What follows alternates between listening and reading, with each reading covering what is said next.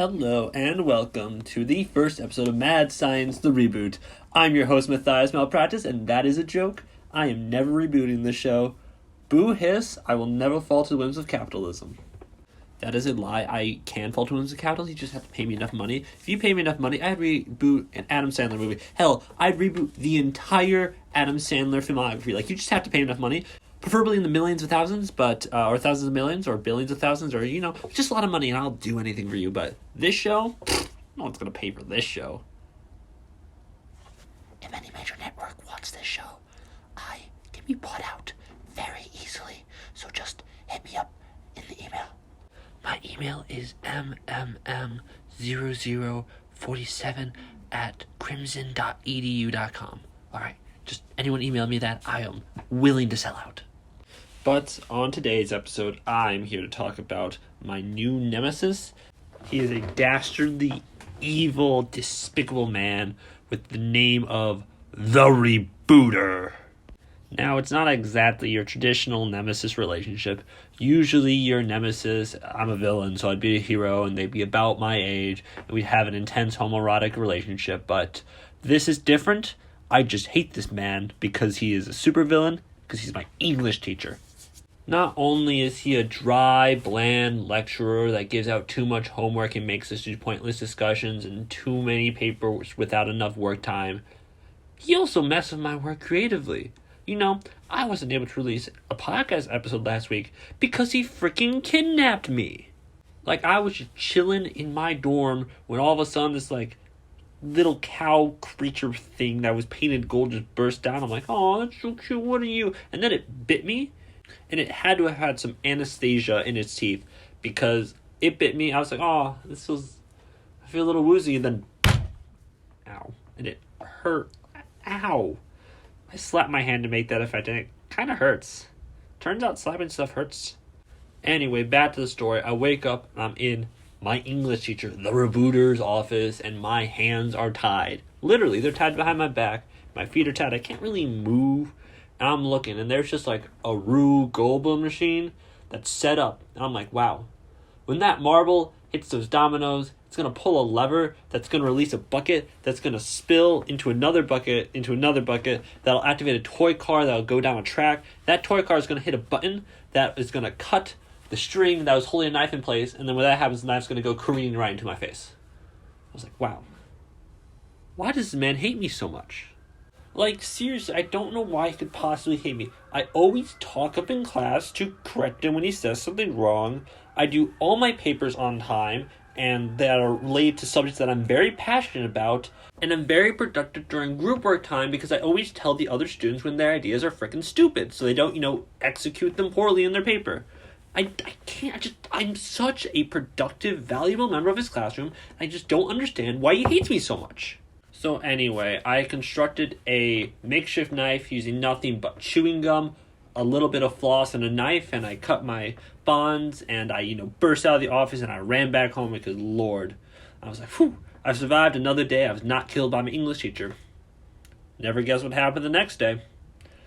Door bursts down, little cow creature comes in, it's like painted gold, bit me, and I end up in the office again. He's got another Rube Goldberg machine. It was pretty much the same Rube Goldberg machine, but just rustier and looked worse. So I don't even know why he bothered making a new one. The old one worked just fine. He didn't even activate it yet. So it's like, I don't even know why he bothered making a new one. But he's there. He made it, and I escaped out of that when I went home.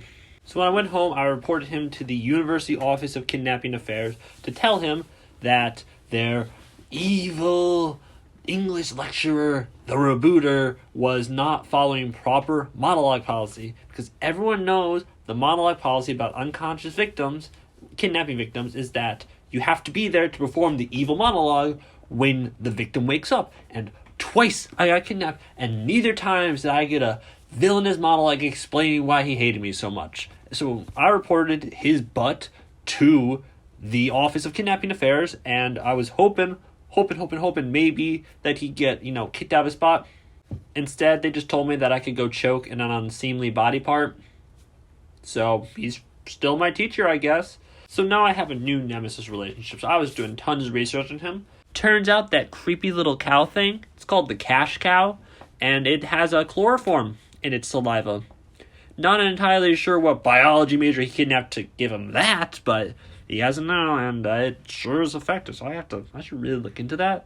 This could be useful for my own kidnappings.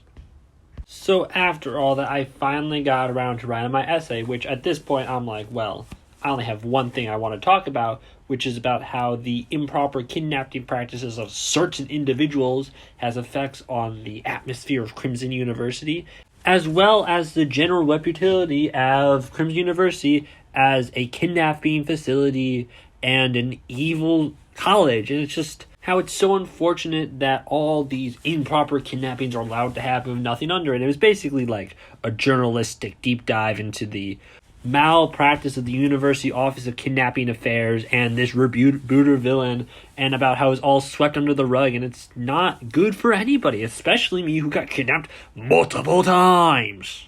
So I have this essay prepared, and I send it to class, and I'm like taking a couple of risks, like I'm really going off the prompt a little bit. I cited one of my own works, and it's pretty good, but I just want a little bit of advice on it. I peer review it, and the best thing that could go was like,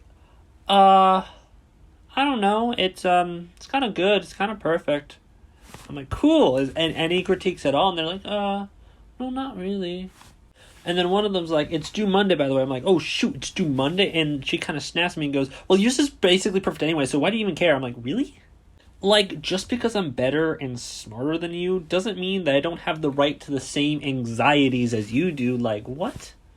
So anyway, I turned it in on Monday, and you know what? This professor gives me a 48 out of 50. You know what he took points off? He took 2 points off because I had one spelling error in the second paragraph. And it's a 96 still? That's not the point. The point is that he had the nerve to not comment on any other part of my essay besides the single spelling error in paragraph 2 and take off 2 whole points for that. It's ridiculous, it's unlawful, and honestly, I just might have to kill him about it. But I'm a civilized person. I didn't kill him. I just stole his cow. And then I sold it to a hero who is in need of a new sidekick. I did not mention the chloroform properties of the saliva, and I hope it turns into an anti-hero, but yeah. The Rebooter is now down a cow, and if he wants to get a new cow, he'll just have to reboot his original plan and kidnap me to make him his own cow, at which point I'll make him a cow that will instead train to kill him instead. So after I stole his cow, he came into class all torn up, and he just started showing us a whole bunch of movies instead of actually teaching. We watched part of Men in Black International. We didn't finish it, thank Darwin, but it was still, agitating enough that I felt, just a little bit bad for stealing his cash cow, but not really, because honestly, he can go choke on a body part of unseemly proportions. Between everything that's going on, though, and the fact that he's now my nemesis, I do suspect that he thinks I stole his cow and, sold it. So I'm very much anticipating him kidnapping me and trying to make him a new cash cow, but I'm prepared for this. I had Ben set up laser guns outside my dorm so that I have no chance of being kidnapped again. But yeah, that's basically all for this terrible, terrible rebooting experience. I hope y'all had a wonderful week without hearing my grating voice, and I hope that all y'all meetings have another great week until you have to hear my grating voice again. So have a wonderful day, and goodbye.